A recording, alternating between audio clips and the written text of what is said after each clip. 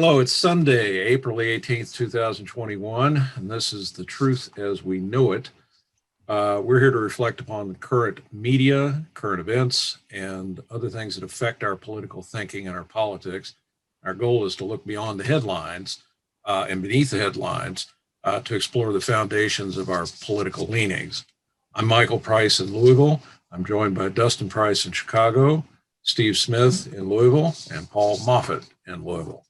Steve, you had brought up the topic, which we've all done a little bit of research on, which was Larry Rosen's TED Talk on the secret of understanding human needs. So I'm going to ask you to start out and just, obviously this was something that made an impression on you. Tell us a little bit about your reaction to it. Well, I thought Larry Rosen was onto something. He's a lawyer and a mediator, and has spent a lot of time trying to get parties who are at an impasse, a strong disagreement, to understand each other's needs. And that led him to spend time looking at and thinking about what are basic human needs. And in the talk, he presented a few of what he said was maybe 30 or more basic human needs. But he put them in the categories of respect, community and belonging, having to feel like you are a member of a community, and then making a difference in the world, helping people and sharing your relationships with them. He said that you need to understand people's needs to understand their motivations, and that he had been influenced by some particular psychologists, one being Carl Rogers and another being Marshall Rosenberg. And that led me to look a little bit more deeply at what are some of those 30 basic needs and how can we think about them. And so if you put the needs into three broad groups, one group is basic biological, and in that you would include physiological needs of sustenance and so on, self-preservation, safety, pleasure and pain spectrum, and a fear and wariness because you're worried about your safety and survivability. So that's the basic biological component of needs. Then there are individual needs, the needs for self-esteem, respect, and various psychologists, this next one, they say in different ways. Some say self-enhancement or self-expansion or self-actualization, but it's the idea that you're not static, you're growing. Then there's a need for autonomy, competence, and exploration and play. I guess that's maybe where your creativity, curiosity takes you. So those are individual needs. But it also, the third group includes social and group societal needs. That's where your relatedness, belonging, and your attachment systems. Your attachment system is one where you find an affiliation to be important and where you can become a caregiver because of your affiliation. So those are some of the I just went a little more deeper than Larry Rosen did as far as his identification of needs, but I think his basic concept is if you can find what those needs are in your relationships with others, and if your intent is that you're sincerely trying to understand the other person, it may go a long way towards bridging gaps.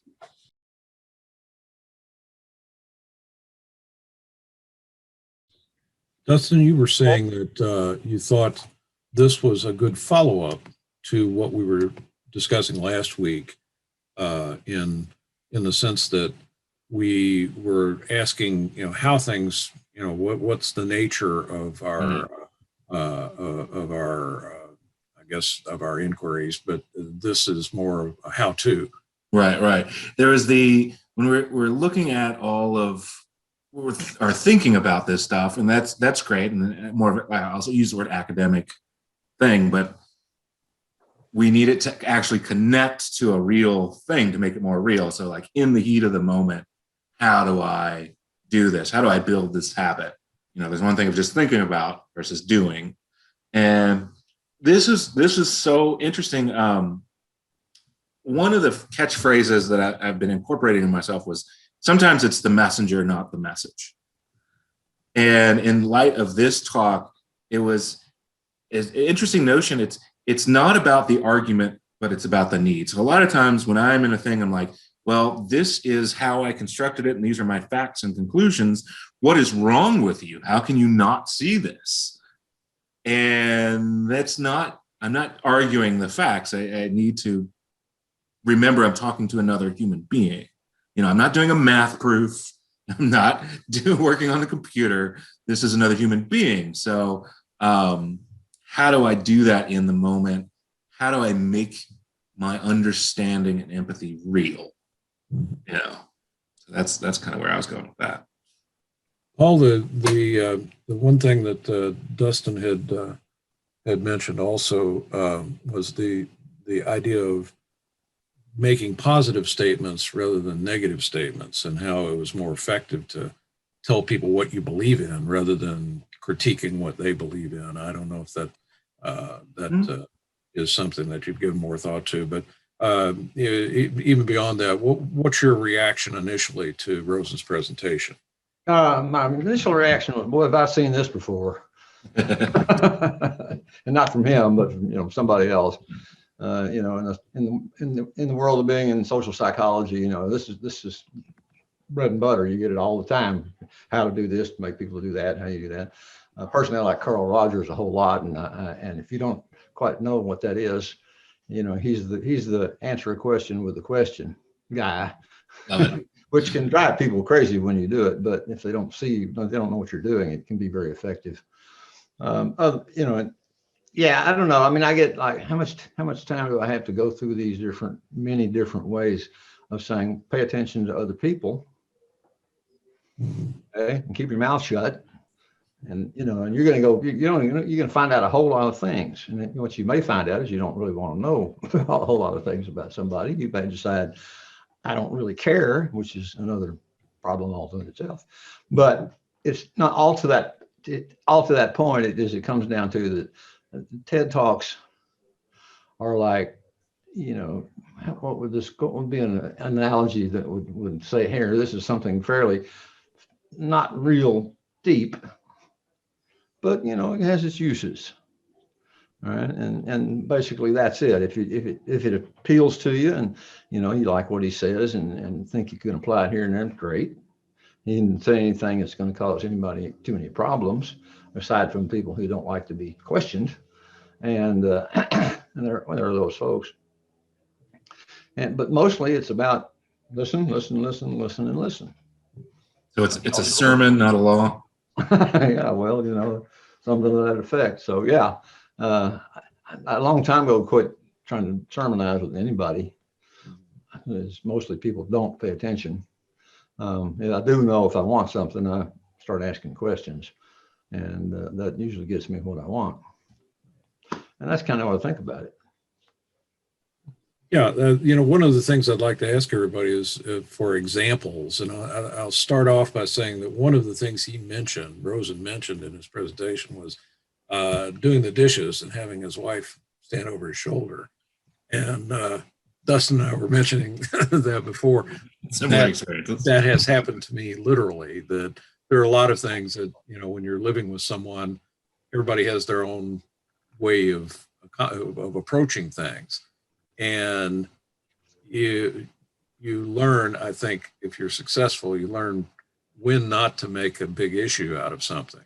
And as I told Dustin, I was at a wedding of the son of a friend of ours a couple of years ago, and I pulled him aside after the ceremony at the reception. I said, I don't have a lot of words of wisdom about marriage, but the one suggestion is surrender right away. don't fight it out and then surrender. Just surrender up front. You'll be much happier if you do. And I think about that a lot in personal relationships, but I guess the issue is the undercurrent behind all these discussions today, when you're talking to a group of people about how human beings interact, the elephant in the room is the political divide between left and right. And I guess the question is, how do we transfer this notion of interpersonal relationships to intergroup relationships? Did you see that, Steve? Am I making a logical connection there? I think you are. I don't have any insights on how you make the jump between individuals and groups. I think most of what Rosen was talking about, and as I delved into a little further, what I discovered all related to individual discussions or small groups where, you're in a group and you're trying to get that group to express their individual needs. I think that's one way to do it, but it doesn't talk about how a group here can work with the group over there. In fact, I think in many ways, meeting your needs, you end up affiliating with a group, and other groups who are dissimilar become hostile in your thinking, hostile to you, and therefore you become more rigid in the way your group is and less open to thinking about where that other group is coming from. It's a real problem. You were saying earlier that in order to make the strategy that he was proposing work, you have to be sincere in your effort to find some kind of reconciliation or some kind of, make peace. And, several weeks ago in our discussion of media, that's the thing that comes back to me is when we have, the MSNBC Fox News dichotomy presented to us, those folks never try to find reconciliation. They never seek it out. So they're never going to achieve it. It's a matter of ping-ponging back and forth to the point where I was watching someone on MSNBC and they spent a 15-minute segment criticizing Fox News. I don't know whether that's helpful or not. Who is there? How is it possible to set up a strategy for reconciliation between the left and right when the forces are driving them apart? And they're doing it, I think they're doing it for, greedy reasons, to make money, to get ratings, that kind of thing. But if you must be sincere in your desire to reconcile, how do you establish that? How do you get to that point so that you can go through the process? Dustin, you want something there? Yeah, this is interesting. I actually, now that I have to admit, I haven't been thinking about group needs. So I want to go there, but at first I was using the word transform instead of, or transcend instead of transform.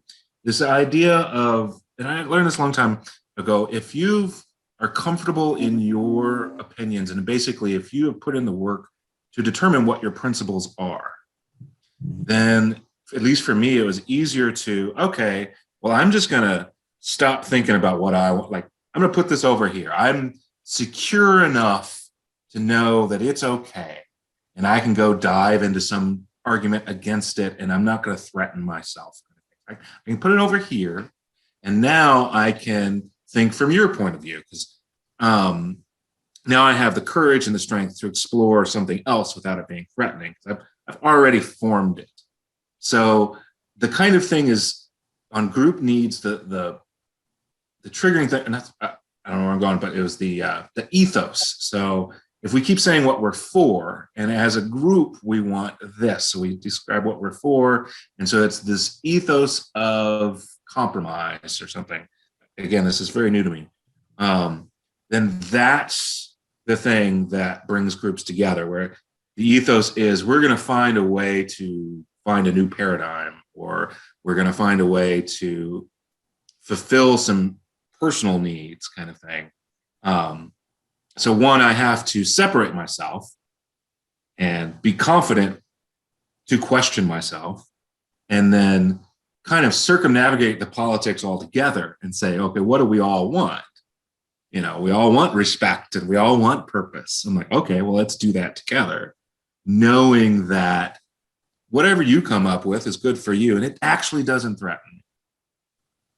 So that's kind of how I approach that. But on a group, that's an individual dynamic in a discussion. I've never really thought about, okay, what do we do as a group? Oh, you were mentioning the social sciences and working there. I guess, my background is more in education and business. And one of the things that I picked up in business education is in forming a company, which is a group. You go through stages, the first one being the formative stage, and you eventually reach a normative level. And the difference between the two of them can be very striking, that in a formative stage, people are open to, how can we do this? What's the best way to market? What's the best way to, deal with customers? And how should our logos look and so forth? And there's lots of freedom, lots of ideas. Once you have reached a normative stage, things tend to calcify and you're no longer going to change. If you work for Coca-Cola, you're not going to change that logo. I mean, come on, we're vested in this.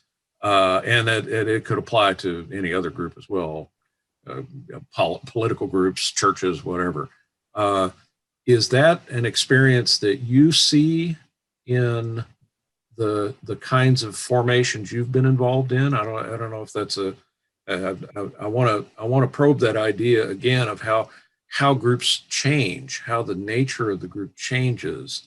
And maybe there's a key there. I don't know if I phrased a good question or not, Paul. But Oh, no, that's a good question. I have for recently at any rate, I haven't had any joining in the new groups. I've had to deal with an old group, great length, as Michael. And yes, we've dealt with that group and we have our issues with it. I have some issues with it. I mostly don't talk when I'm in a group with them until somebody calls me out. And I just think the best thing for me to do is to be quiet. But it's mostly because there's not a lot there that I have to, that I get a payoff about, talking to people. It's like chat to folks. So yeah, whether or not working with a group, whether you work with a group depends on what it is you want. Yeah. I mean, that's basically the bottom line. If you don't want anything, you can interact with them whatever, however you want. And if they bother you, you can leave. So yeah, there's that whole thing. And it's also, there's an age-related factor. You get older, you less decline to join the group simply because you don't want to do the work necessary to be in that group. Because we all have our experiences with groups, right? I mean, to some degree. It's interesting. Influence how we are reacting to people now. So that's kind of how. In the group you're talking about, I think I was the last current member to join the group. And I remember people, someone asked us at one time, how long has this group been together? And the immediate response was, well, let's see, we got together back in the 70s. And I interrupted. I said, no, when I joined, that's when this group was formed, because it's a different group now that I'm a member of it. And that didn't go over very well. But I think that's there's a truth in that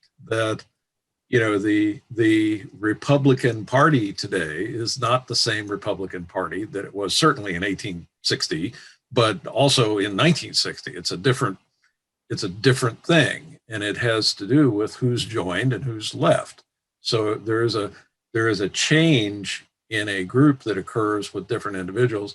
I don't know, again, reversing that, taking it back to an individual level, is there a change that occurs psychically as you grow older? Do you become more or less receptive to new ideas, that kind of thing? I was very fascinated about that of the aging. As you get older, you get more conservative, like how to unpack that.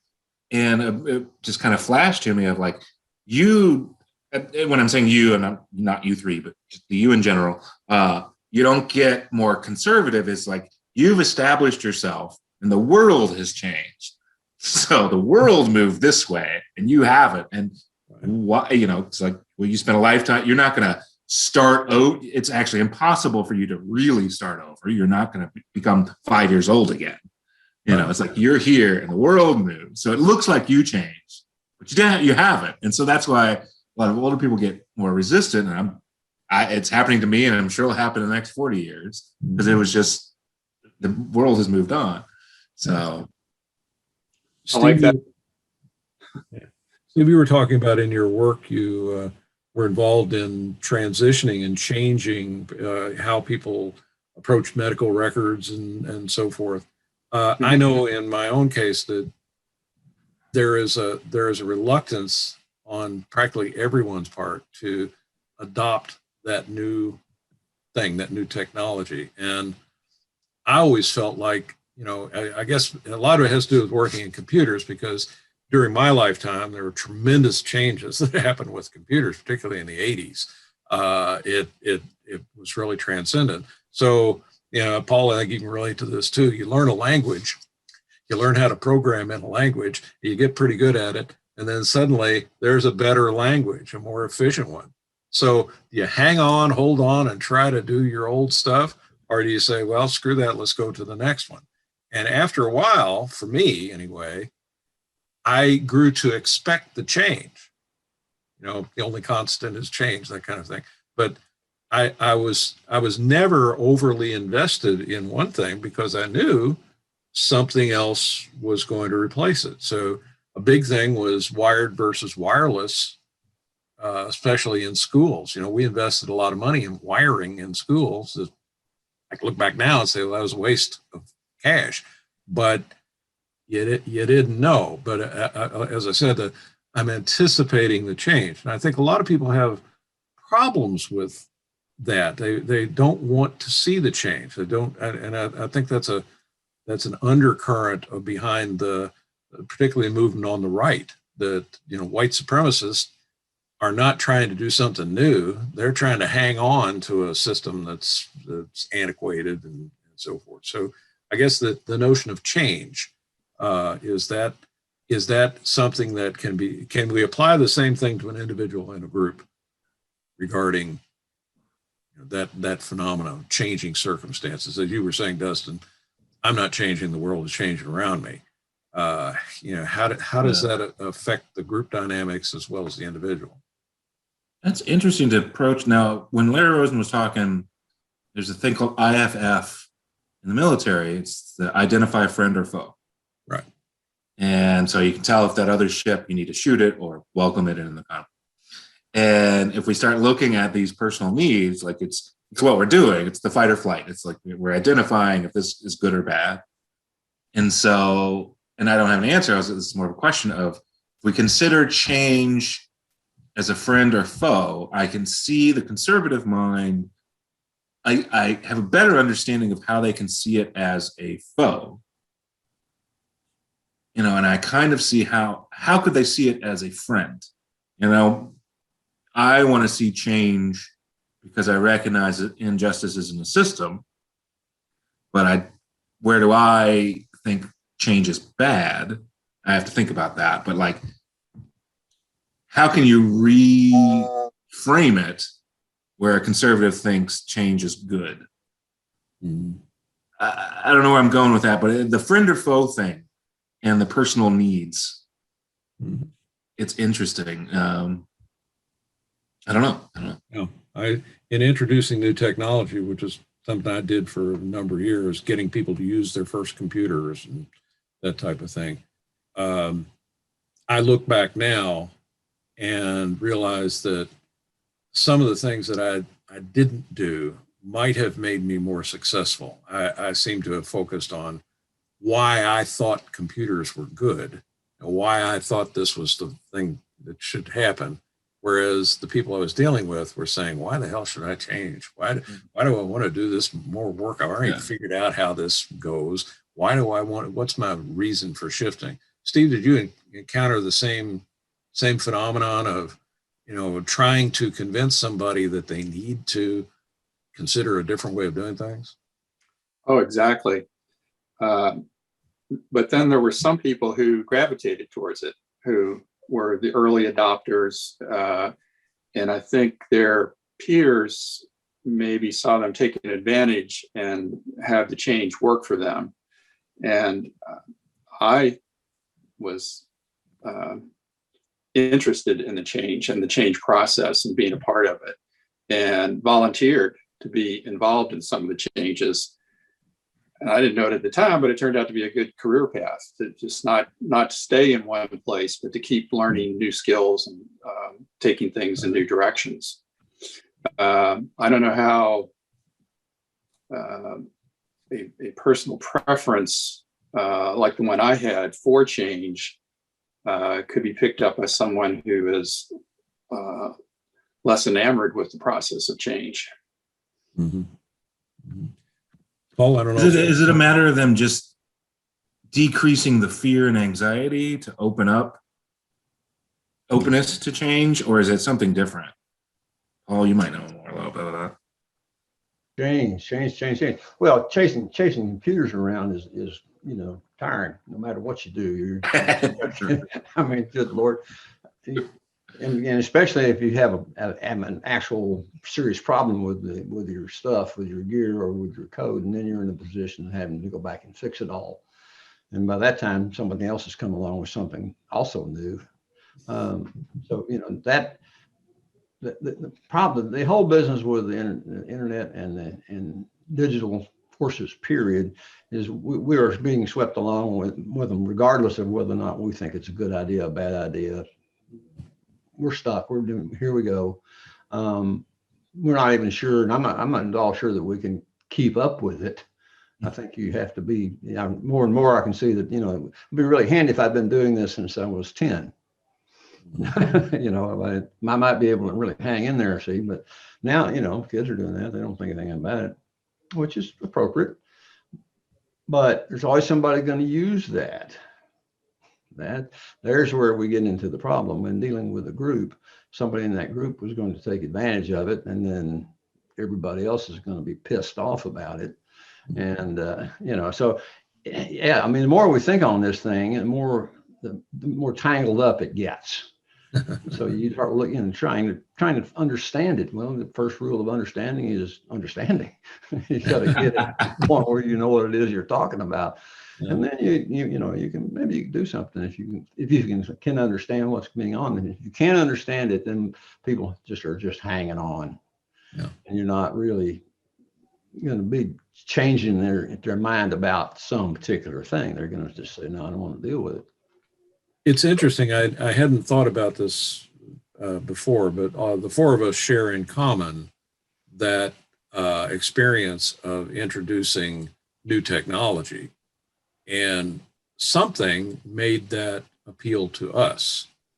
We're talking about how we change other people.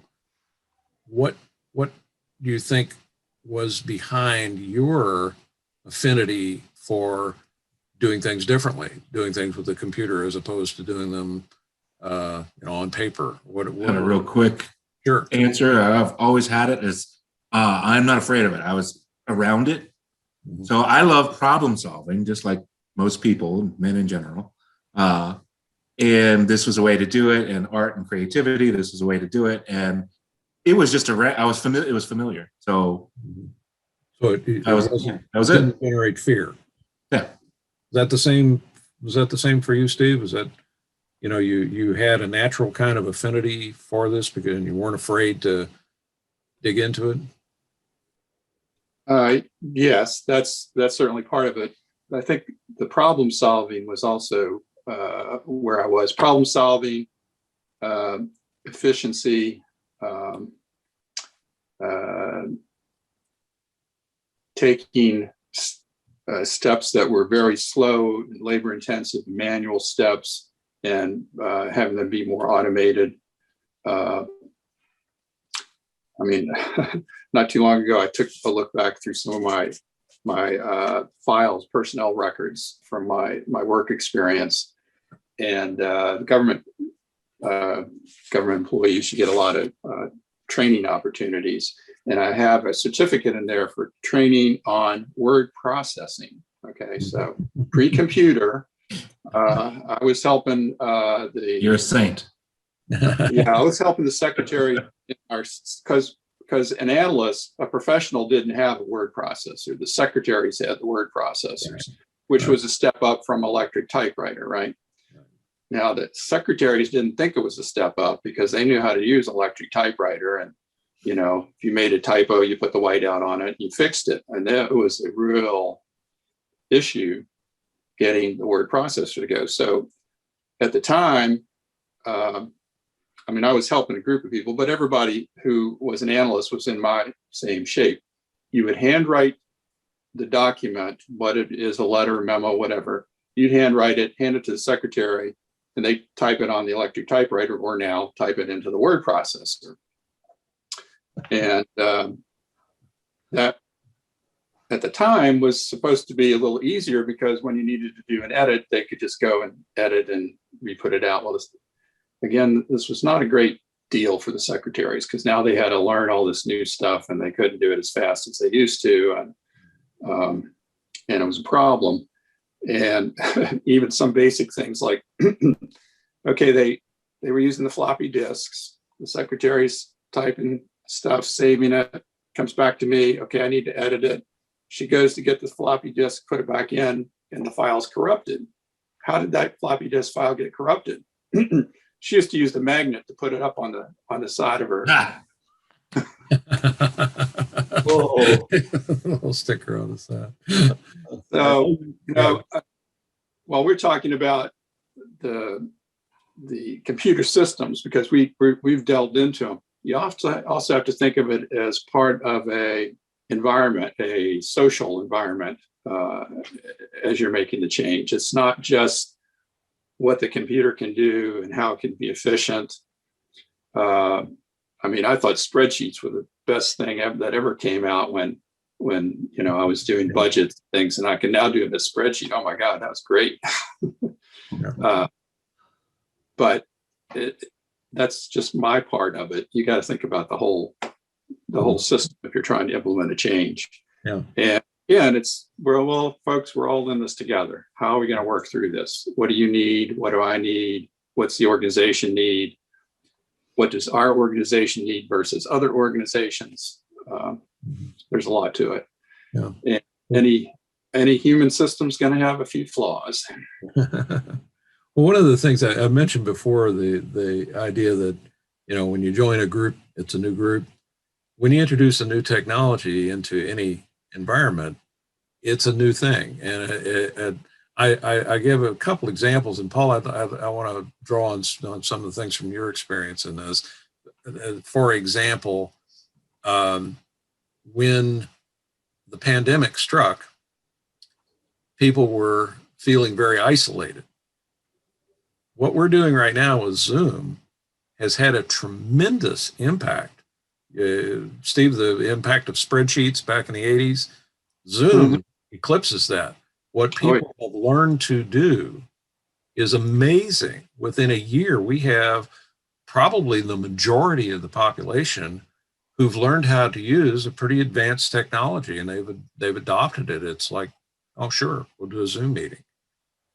So what is it that somehow allows them to change it? Well, I think it's taken the fear away. That when they see their friends do it, it's, well, okay, maybe this is not so hard after all. If you ask somebody, I want you to organize an online video chat with 5 other people, you know, you give it to them in technical terms, they're going to go, oh, no, I can't do that. But if you turn on the computer and there's their friend and they start talking to them, that's a different thing. And you know, I think Steve Jobs had it right, you know, computers for the rest of us. He wasn't interested in teaching people how things worked.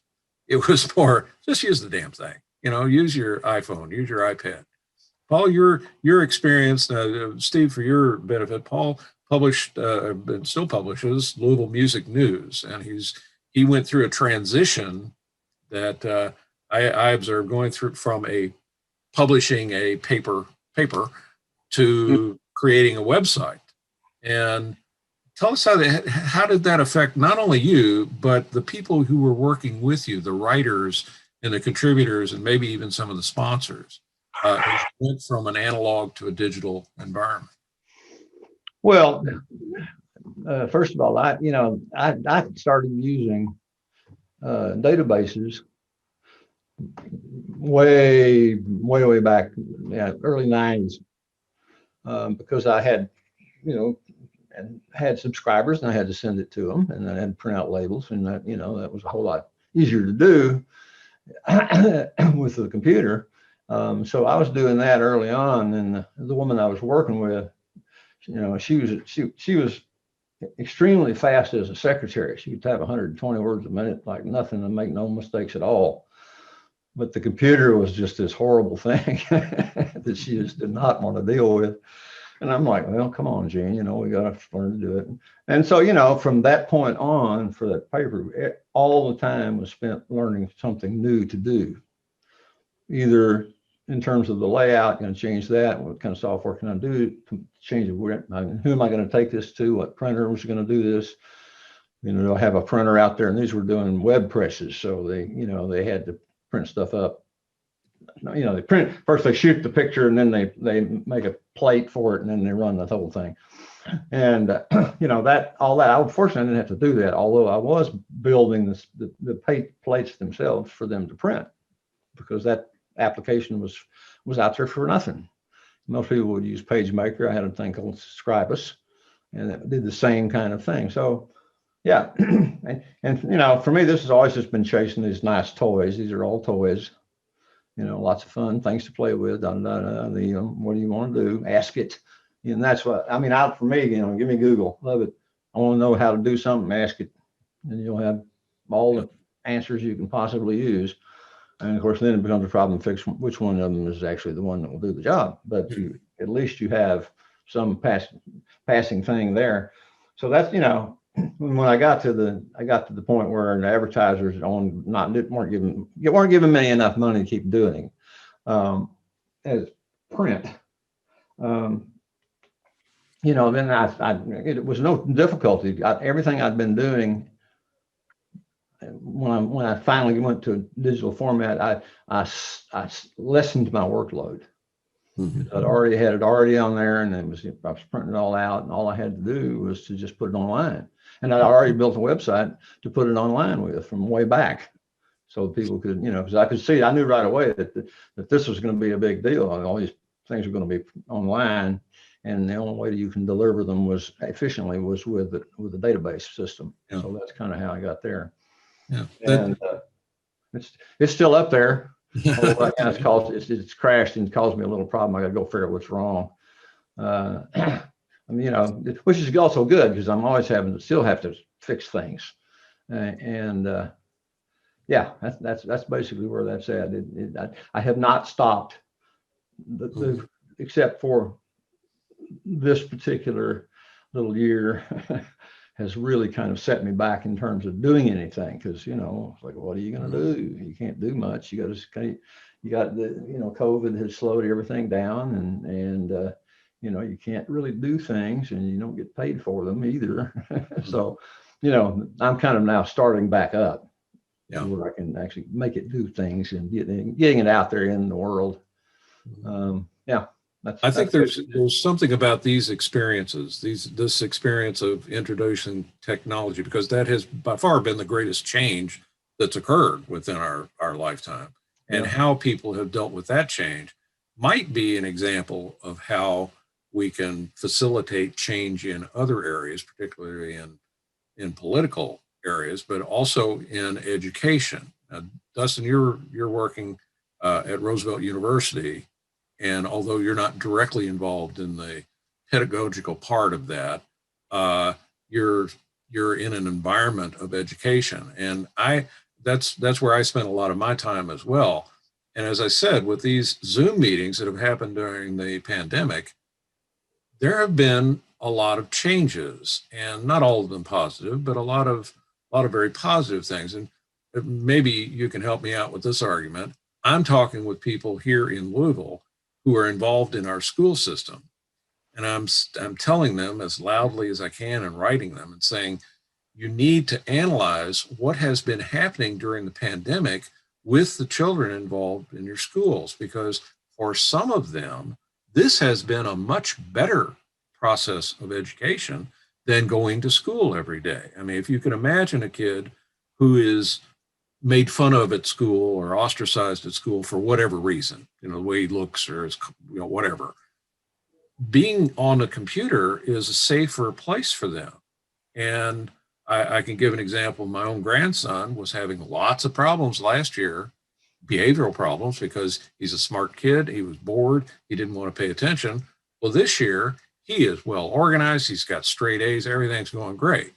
So the notion I'm trying to get to them is, well, maybe you can do things different in the future now that you're not afraid of this anymore. Now that you're not, threatened by it. I think the familiarity is a great lead in, but back to the friend or foe kind of thing. Mm-hmm. When you were talking about some of these kids are doing better this way, right? Now I can imagine an educator, the thing they're for is helping children get educated. Like they're right. In it for a positive thing. And if it sounds like you're coming along saying, okay, I know the thing you dedicated your life with and you felt was the most important, wonderful thing in the world, I'm going to tear it down. Like I can see that as an attack if phrased a certain way. But if it's okay, I know you like kids. This is what you're for. Like, I know you want to help them. And some of these kids we can help this way. So it's just that slight, it's expressing your understanding of their intent kind of thing of like, yeah, I'm going to help you help kids. And I'm not going to disrespect the other ways you're helping. Like, I'm not saying we shouldn't do any, like, I have a bad thing. I was like, I want to get rid of the factory system of education altogether. But if you've been a teacher in the factory system and it's like, you just invalidated. Like, so again, just saying what you're for kind of thing. It's again, an approach. Sometimes it's the messenger, not the message. And it's again of really understanding their needs. Yeah. And then you can speak to what you just change the language. Again, what a politician does, if like, no, you're absolutely right. Here's a way to be even better. No. Well, in some cases, the threat is real, and perhaps it should be. I mean, yeah. if 40 years ago I was the owner of an asbestos factory, and the law comes along and says we're going to make asbestos illegal, I say, well, how can you do that to me? That's my living, So there are cases where you should stop what you're doing. You need to change. Oh, absolutely. What you're doing is really hurting things. Yeah. But do you coerce or do you inspire? Well, that becomes the issue.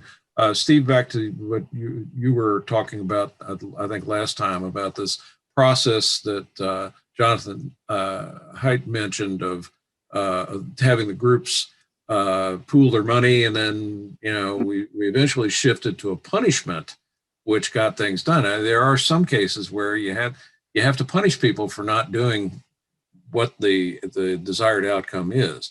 So I don't think this is just a matter of how can we make everybody feel good about everything. In fact, I think that's one of the things going wrong with many movements, particularly among young people, is we want everybody to feel good about everything. Well, that's not going to happen. It's not even a laudable goal. But anyway, I may have steered us a little bit off topic, but I am intrigued, Steve, with this idea of understanding what a person's motivation is and using that understanding to at least affect your relationship with them, if not, cause them to change. That it's something that I guess subconsciously I've realized, as an educator, you have to understand how that student is responding to you before you can trip. They're not attacking you; they're defending themselves. Right, right. Well, if you again goes back to your intention. If your intention is you do care about the other person, you have the empathy, you want to recognize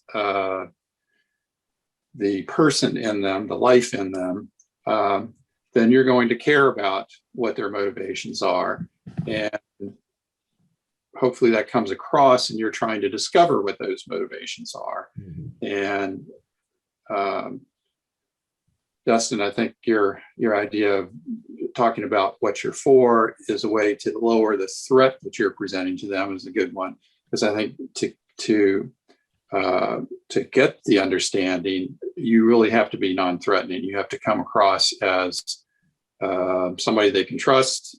I'm not going to say come across, but I mean, you have to be somebody they can trust. you have to be able to ask the questions that get down to the basics. What do you need in this situation?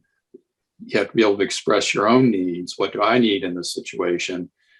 Now let's see if we can find, if we've got our needs on the table, see if we can find some request that we would make of the other person or that they might make of us to move our issue, our problem solving, our joint efforts forward.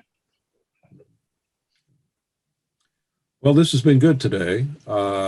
You have something else, Dustin? One more thing before we move off was the on the Larry Rosen talk. One of the other things he had mentioned, I found so interesting. This was that revenge is not a motive.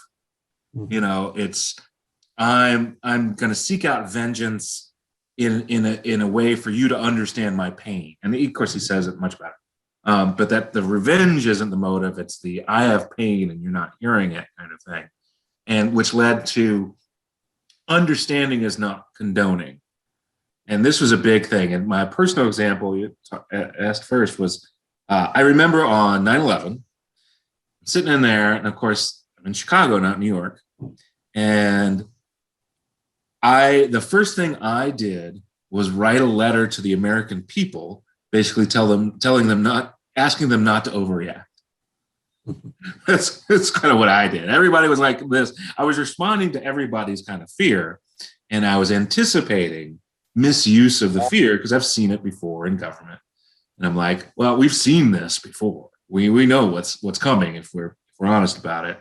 And the thing is, when I do things like that, I become associated with that danger. It's like if I'm telling you, calm down,